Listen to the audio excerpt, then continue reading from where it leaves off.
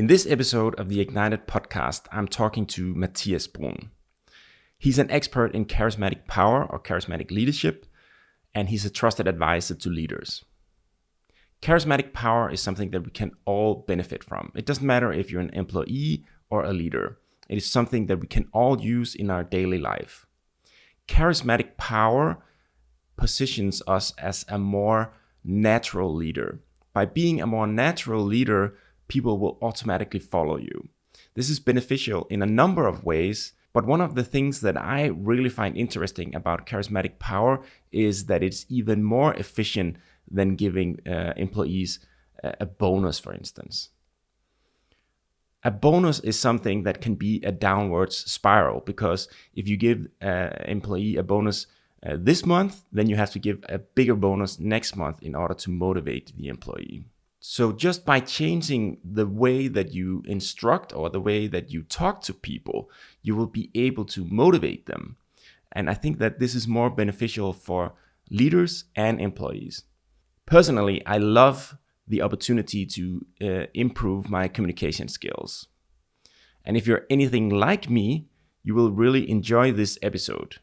Welcome to the podcast, and thank you for joining me. Thank you, Bobby. If you would tell us who you are, and as you know, this introduction is based on the private, or not the private necessarily, but you as a person, and not all the things about work. We'll talk about that later. So yeah, go ahead.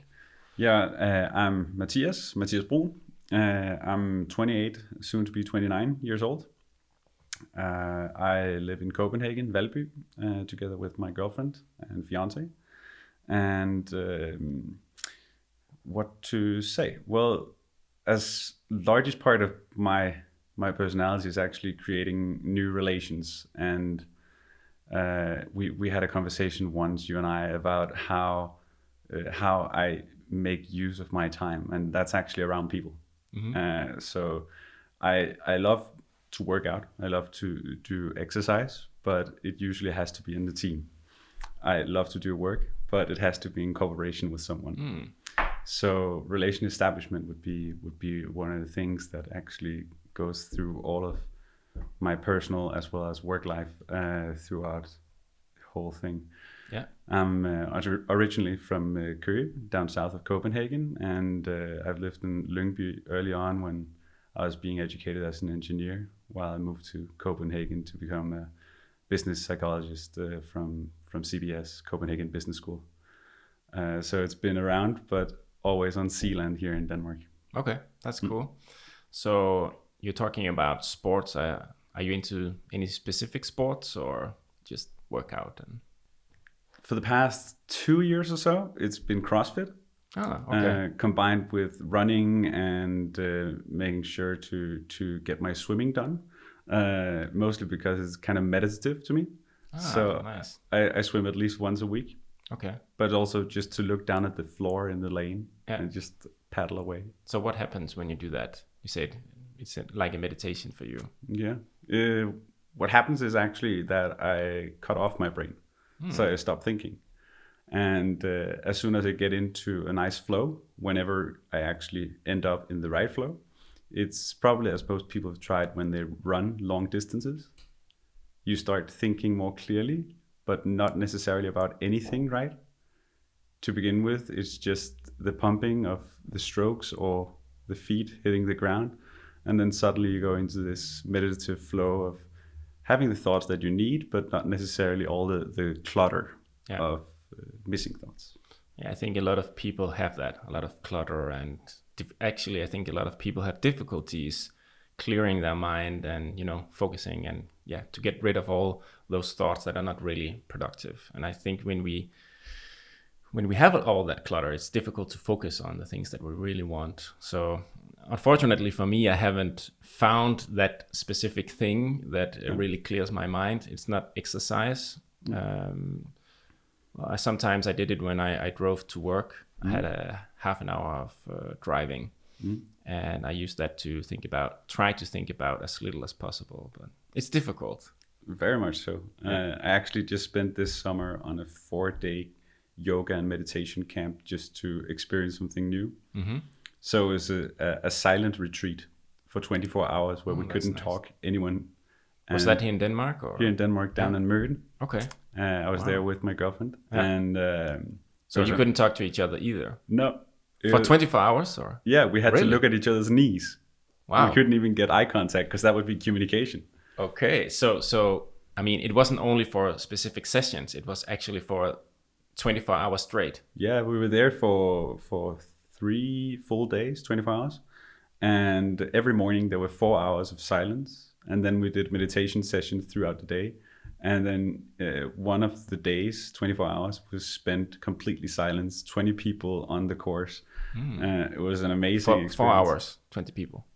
4 hours every morning. Yeah. And then one of the days, 24 hours, was complete silence. So, did you manage to not say anything? Almost. It was hard when we had to do the sauna already, because burning sticks and stuff like that. You're burning me. Okay, so what happens when you're silent for 4 hours, let's say, or 24 hours? Well, for the 4 hours was amazing in a way that you got up in the morning. We were woken up 6:30, and then we would have 1.5 hour without any activity, and then we would do some meditation for a couple of hours. Then you would eat in silence, and then you would start talking afterwards.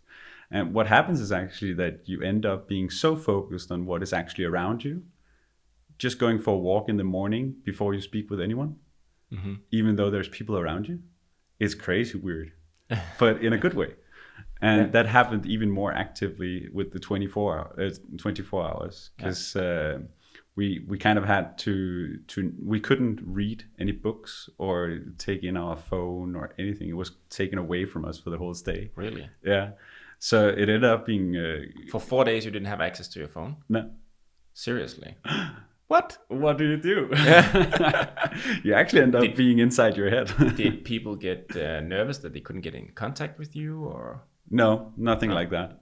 Well, I think I wrote out to two friends who were very late in pregnancy, and I wanted to be there for them. Okay. But otherwise, no, not really. There was 3 of the 21 participants who left the first day. Oh, they couldn't handle it. They couldn't handle the silence. But the other way around, you ended up inside your own head, and you ended up with some deep thoughts. And as they mentioned a lot, was how to declutter your brain through the silence.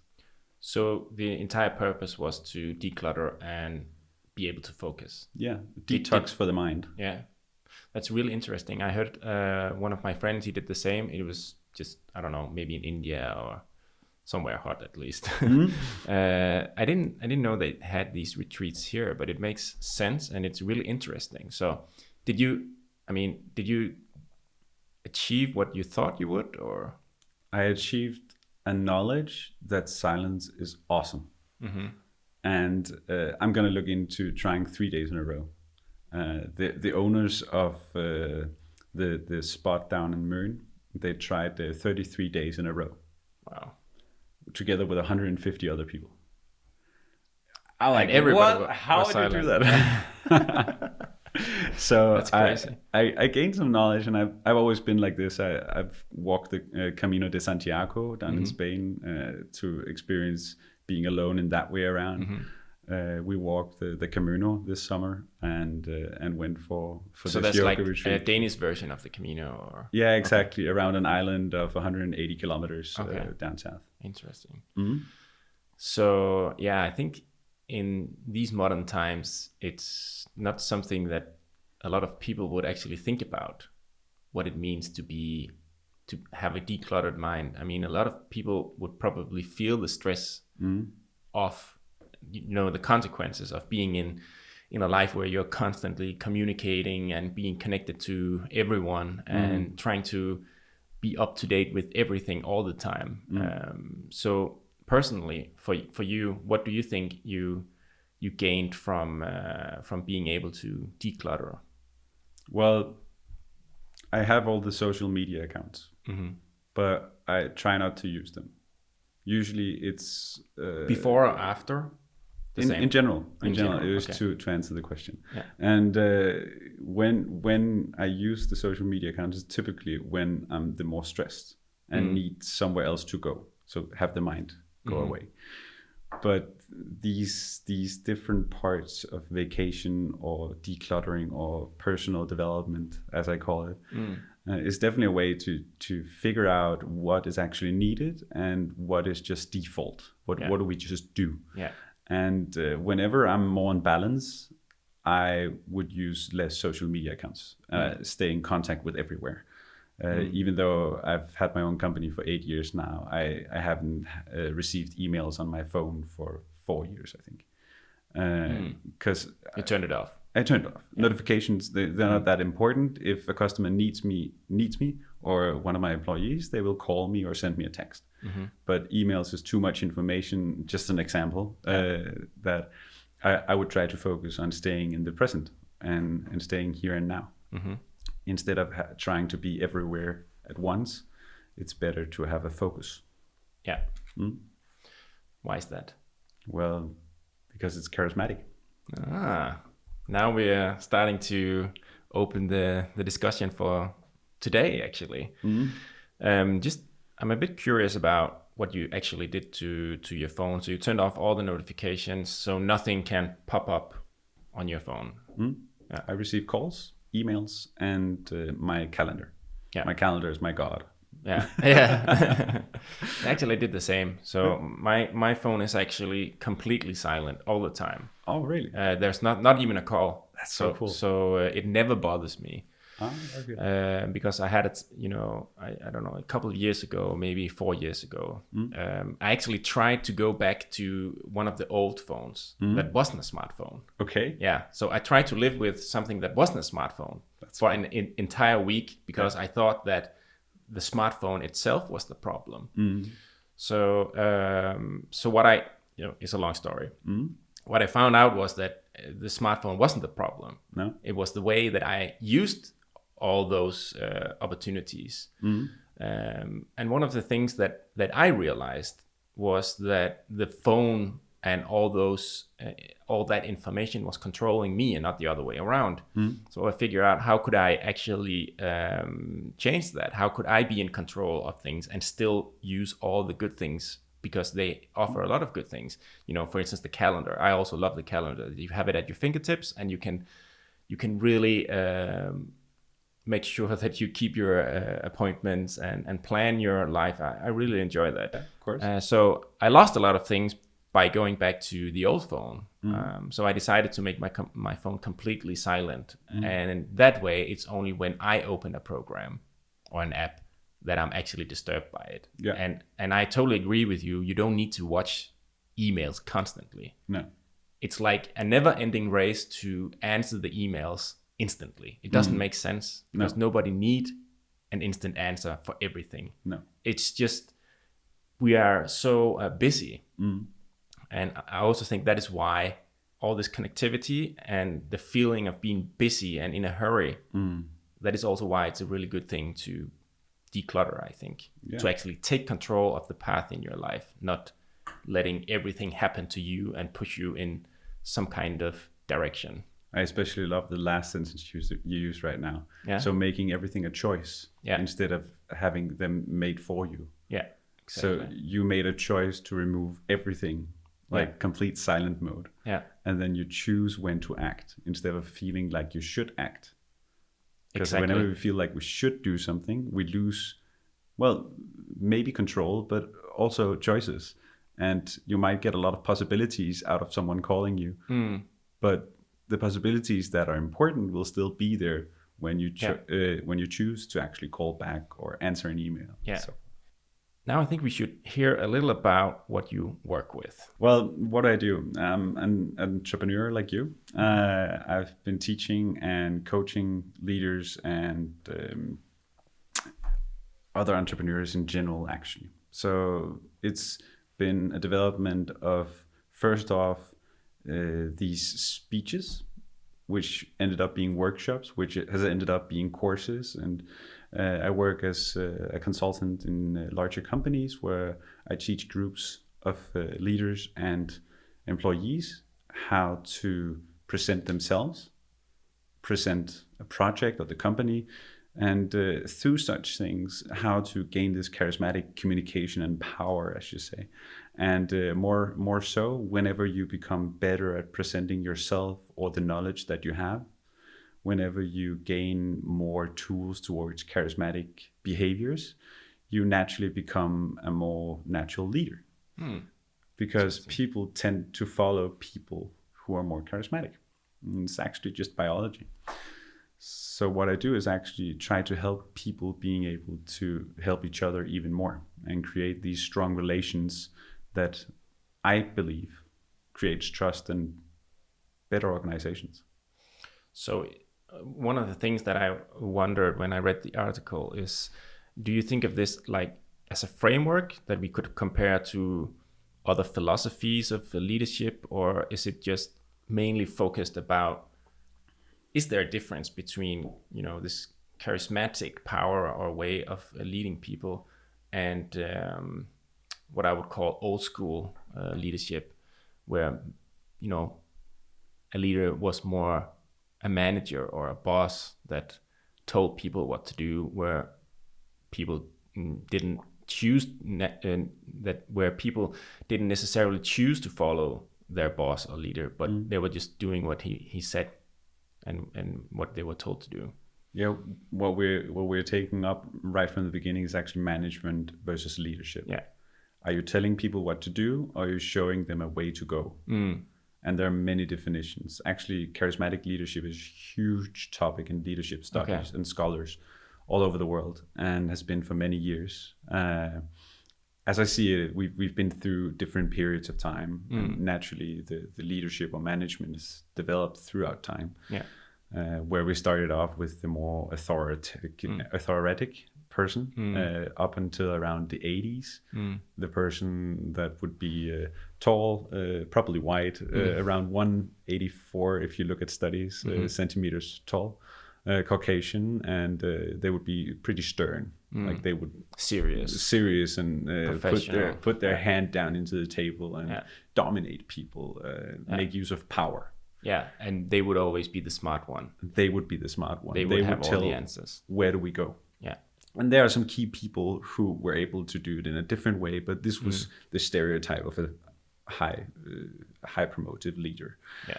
While we've gone into a period of time where we suddenly had focus on empathy or warmth, this leader that had to make sure that people were feeling well.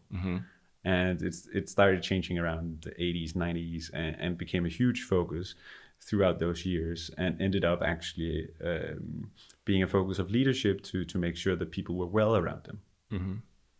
And then that's a little funny shift, though. Yeah, it was kind of, I would say, an extreme twist, right? Very authoritative, and then you saw the changing culture as well, where it became with some more feminine values as well in the business world.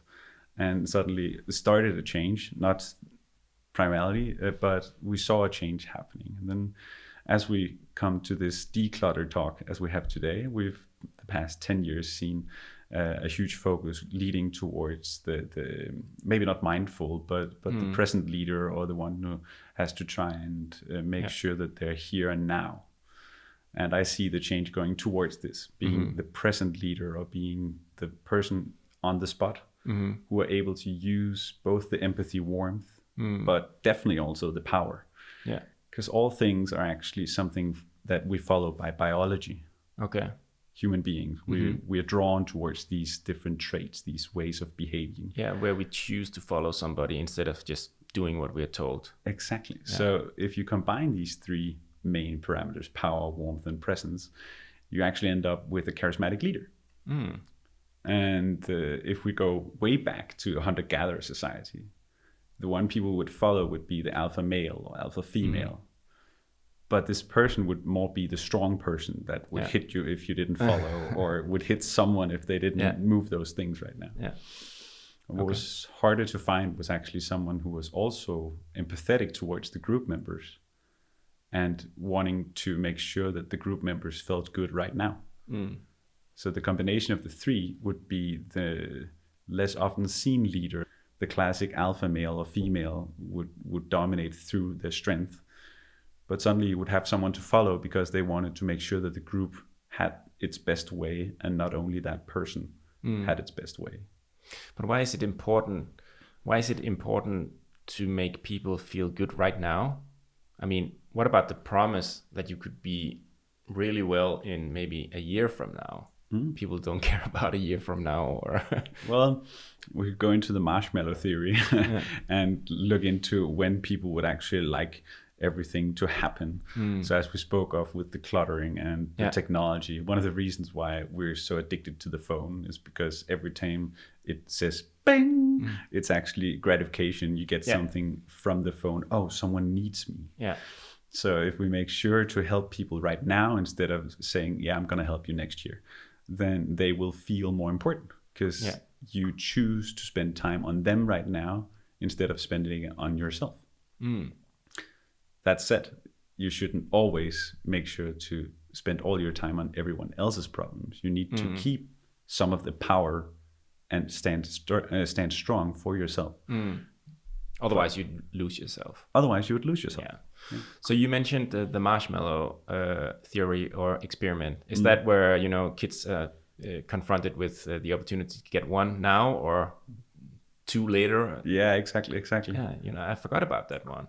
Yeah. So what you're saying is, if we are present and if we are focusing on people feeling well right now, that is optimizing the situation for the employees, because I think we're going to come back to this, but I also think that I thought that there would be something really beneficial in trying to lay out a future for employees.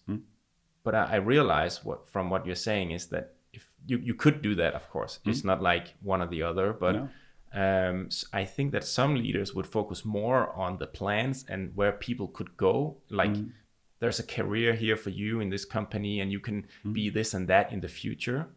But if you only focus on what could be in the future, then you totally neglect what is happening right now. And that is when people don't connect to you. Yeah. So the personal charisma or the individual communication should be right now. And make sure that you listen to people, make sure that you take them seriously, and that we spend time and energy on what is needed right now.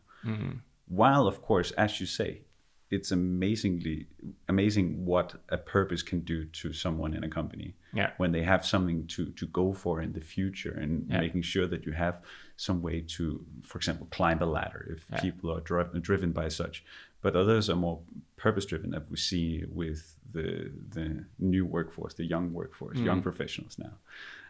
They would very much like to be purpose-driven and have this bigger purpose rather than just having another ladder to go up, as was seen very much earlier.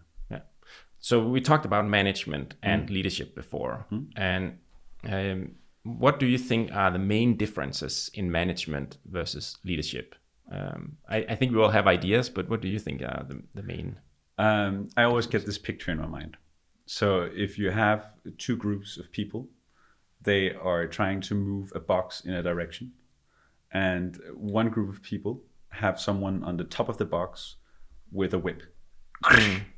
That would be the manager. Telling people what to do. The other box is being moved by the same amount of people plus the leader in front. So the leader is showing the way, is actually dragging with the most expense because he has no one to look at, or she has no one to look at. So it's actually harder work. They also show a way to actually lead people. So instead of they having to come up with a place to go, they see a way to go through the leader's example. I personally love that image, and I'm trying to be the one that is in front and trying to lead the way. But I mean, if I'm a little cynical, we get to the same point probably, or do we? Yeah, that's the question. Yeah, let's assume we do. What is then the difference to people? I mean, for the leader, it will take two completely different persons. I mean, somebody who would actually enjoy whipping people. I wouldn't, because I think that would be really unnatural for me. But I would expect that the difference would be in the way that people feel about their work. and when they go to work. So that's probably one of the big differences that I could find, that people would be more happy if somebody helped them rather than just whipping them. Yeah. And I would completely agree. So if we take the example of the 2 boxes, well, it could either be a whip or a carrot.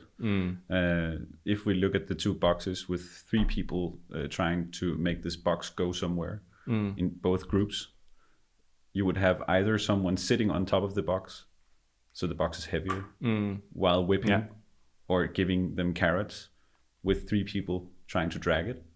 With the leadership, I think it's a great example with the box, because you become a 4th person dragging the box. Per se, it becomes easier to drag the box, and you have no one on top of the box making it even heavier.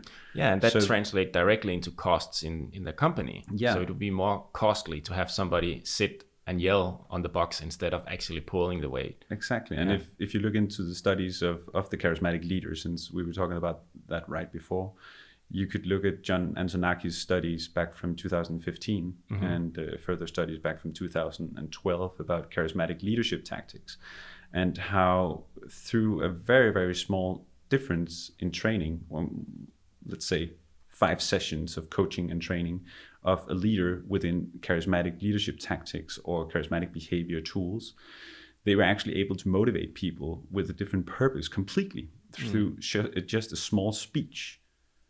It changed people's amount of output. So what kind of speech? Is it like the context or the references, why we should do what we do? Or that was the cool thing. It was mainly through body language, through use of voice, but also when you use such as metaphors and storytelling and making sure that you presented your knowledge in a really, really great way. They actually ended up with around 17% higher output by just changing a little bit about the speech and training the leader. While if you put a huge cost, a huge bonus of money, let's say the carrot or the whip, you actually only change people by 20%. Okay. So we're talking almost the same difference, but the manager needs to give a bonus while the leader can actually communicate in a certain way. What's even more cool about these studies was actually how the manager, the one giving the bonus, had a huge extra cost besides the bonus, because people weren't purpose driven, while the leader, the charismatic communicator, as if you will, actually lowered the cost, not only by not having a bonus, but actually lowered the cost because people were working more fiercely, they were more loyal, they were more having a greatest well-being. And we could talk about declutter, actually, because the leader makes sure that people feel well and understand why they're going in a direction, while the manager would probably, not everyone, but would probably end up just telling people what to do and tell them this is going to happen if you do it. Yeah, and that's what I was thinking about right now is the way you motivate people. So the old school way of leading or managing people was the whip or the carrot, and that just doesn't work, because it's like, let's say the carrot is a bonus, you get paid extra if you do this. So if you do this, you get an extra bonus. So what happens the next time? Then you have to increase the bonus to give people even more. Otherwise, I mean, it's just the same. Why should I do more? So this way, it's a very costly way to do it. And I think, I don't know, this is what I think. I don't think that it really makes sense. So if you try to motivate people by giving them a carrot or the whip, it will never fulfill them in their lives. No. And if they're never fulfilled, they would just require more bonuses, and you will get maybe more distance from the goal and where they actually are. And I think that if you spend the time to explain why we're going to do this, maybe you can synchronize the purpose, and that will make it more meaningful, or it will make them feel fulfilled in their life, that they're actually doing something meaningful or purposeful. Is that the difference between the two ways of motivating? Yeah, I would definitely say so. The manager would be the extrinsic motivation.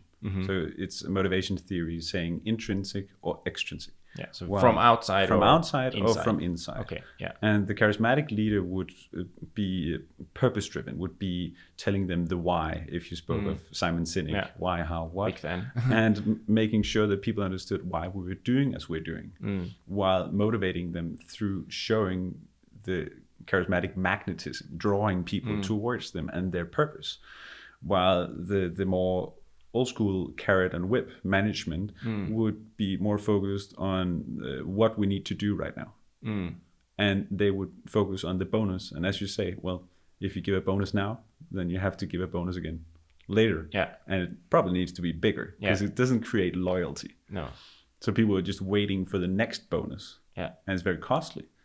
While you don't get the best people working for you because they're not there for themselves. Yeah. They're there for someone else. Yeah. So you don't create the why inside them. And I think that's the huge difference between the two ways of communicating or walking or going. Yeah. So now we're back to one of the things that you need to do if you want to be charismatic as a leader, that you would have to tell the context and the story, like you explained earlier, that you can improve your leadership skills if you improve your story or what you're saying. So I would like to be more charismatic. Yeah. How can I do that? Oof. It's a long way, I know. No, actually it's not. But okay. But what should I do? I know there are at least three areas to improve in. So if you're interested in becoming more charismatic as a leader, where should you start? What to do? What I would ask you to do was maybe not focus as much on what to say, but rather how you say it. Okay. So we would look into how to communicate and make use of your body language, making use of your tonage of your voice, the amount of eye contact, the amount of smiling, what type of smiles, and how far away do you put your phone when you go to a meeting. Yeah. So I would tell you to look into the three behaviors that we spoke of earlier: power, warmth, and presence. Okay. Can we just repeat what each of them means? Of course. Yeah. So power would be the big dominating person. It would be someone who changes their voice a little bit. I would make sure not to smile as much, and I would make sure that you understand that this is my room. It might be your show, but this is my room. So this is like the dominant. This would be the classic alpha male, the alpha female that would dominate through strength and size. Okay. While I would like you to know also that I'm here because I actually enjoy being here. Like I want to make sure that this becomes the best thing ever, because that's actually what's important to me. And you see, I make myself a little bit smaller. I change the tone of my voice, and suddenly I'm smiling at you, and I'm creating some kind of warm feeling by talking about gratitude. So my brain actually changes the chemistry into an empathetic state. And this is warmth, the second trait. These two are quite clear opposites, but can actually be used at the same time as well. Okay. While if we take the foundation, the strongest part of charisma is actually staying present.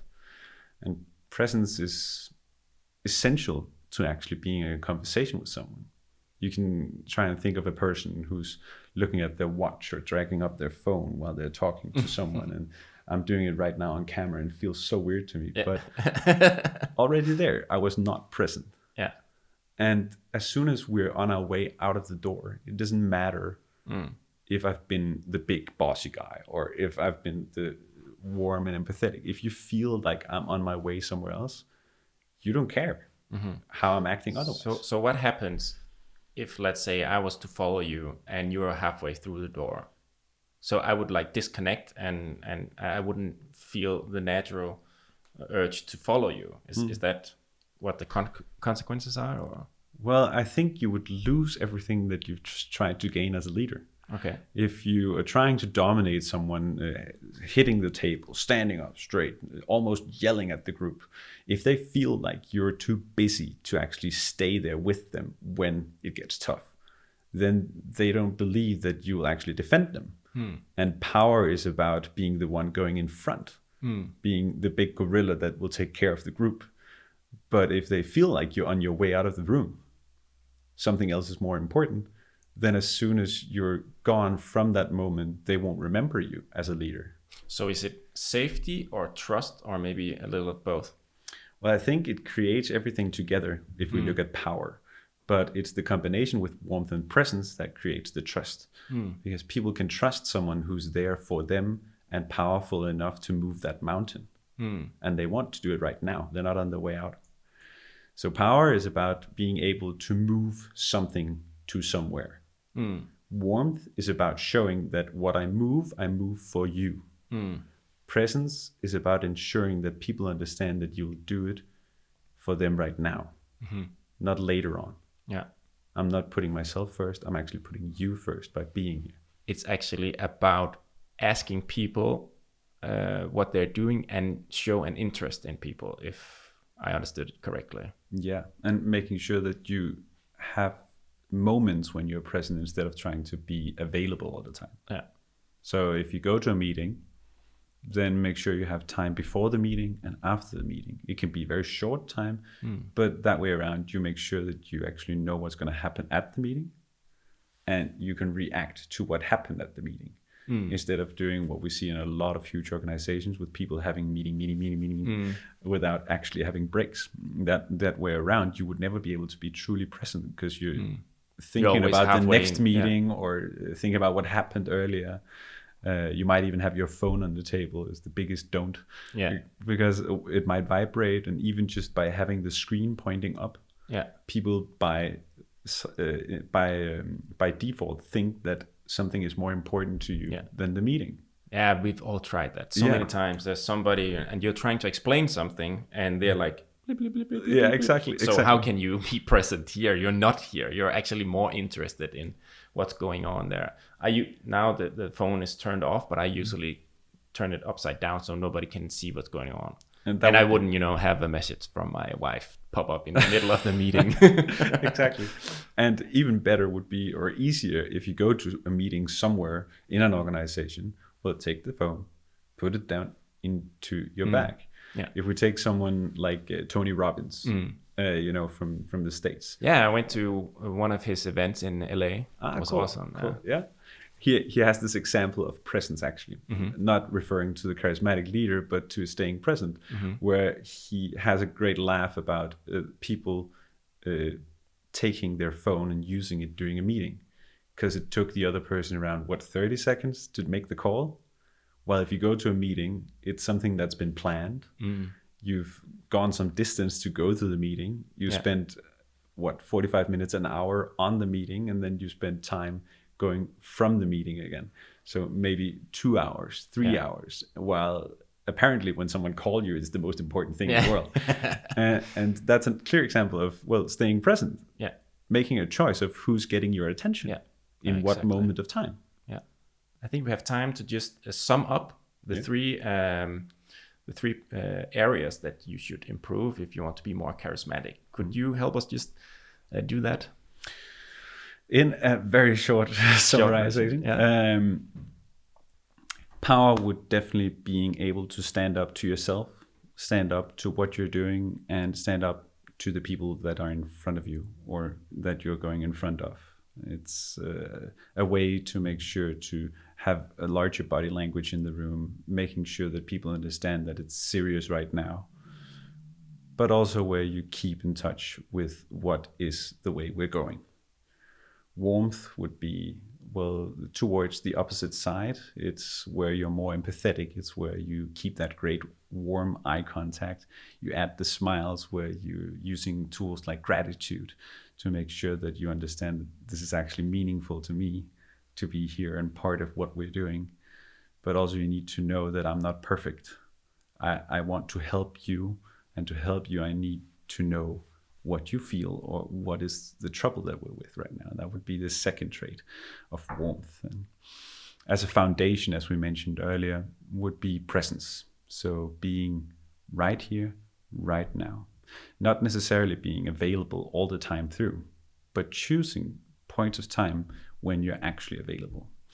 If that is the meeting room, then make sure to put your phone away and be ready for the meeting.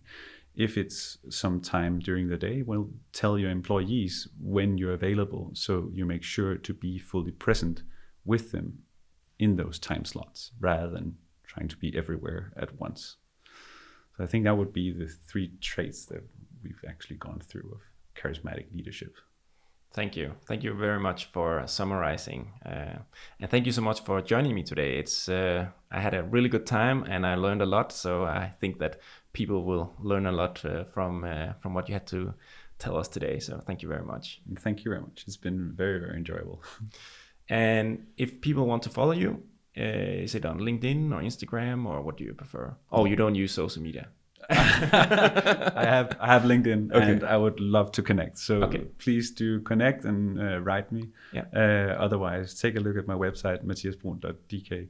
Yeah. And I hope to talk with you again soon, very soon. I hope so too. I'll drop a link for your website and your LinkedIn profile in the show notes so people can easily find you. Thank you very much. Before we end this episode, I like to share 3 things that I learned. The first thing is the numbers. It's really an eye-opener to me that charismatic leadership is something that can really improve employee efficiency. So instead of giving people a big bonus, you can just change the way you talk to them and interact with them. So I really find that something that everyone can benefit from. The second thing that I found really interesting was the fact that you, on one side, need to be very strong as a leader, the typical alpha leader, but it's not enough to just be a strong leader. You also have to show warmth or empathy. And I think it's a little challenging to balance between these 2 opposite ends of the scale. The third thing that kind of surprised me was how important it is to be present. To be present with your employee means that you take care of their needs right here and right now. And it's right up there among the top 3 things that you need to do if you want to be charismatic. If you're not present, you're basically telling your employees that you don't care about them.